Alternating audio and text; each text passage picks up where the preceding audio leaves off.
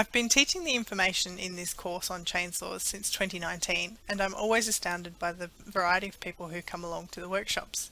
In the first one that I ran, there was a woman in her 60s who'd been an SES volunteer for 40 years, but she'd never been able to start the chainsaw herself. She always had to ask the guys on the crew to do it for her. At the end of the day, she had a go at starting the chainsaw and got it first time, and we were all very excited for her.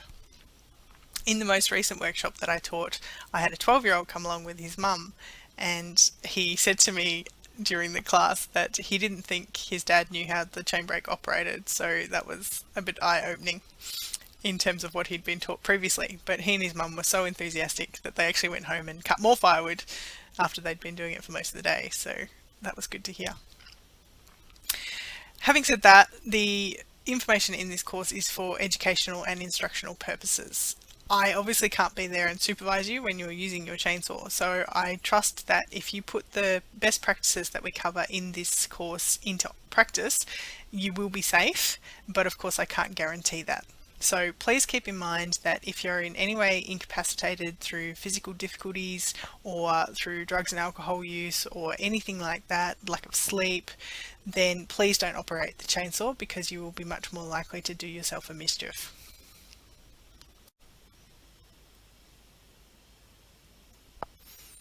At the end of this video, you will have completed 2 of the course modules already. So they're pretty short videos, but they are packed full of information throughout the course. The rest of the course will cover personal protective equipment and occupational health and safety for best practice when using the chainsaw, how to mix, measure and store 2-stroke fuel, identifying the chainsaw parts and what they do, and then we'll go into a demonstration of how to start the chainsaw and operate that safely so that you can cross-cut logs for firewood without too much difficulty, and then finally we'll wrap it all up with how to clean and sharpen the chainsaw so that it's ready to use again the next time you need it. This course does not cover how to fell trees. The reason for that is it's aimed at absolute beginners, and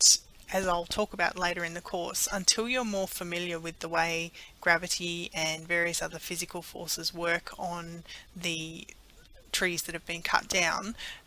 you won't have the capabilities at this stage to actually fell trees yourself. In addition, we don't cover the detailed servicing of 2-stroke engines, but if you don't already know how to do that, I would recommend getting your chainsaw serviced at least once per year and more frequently depending on how often you use it.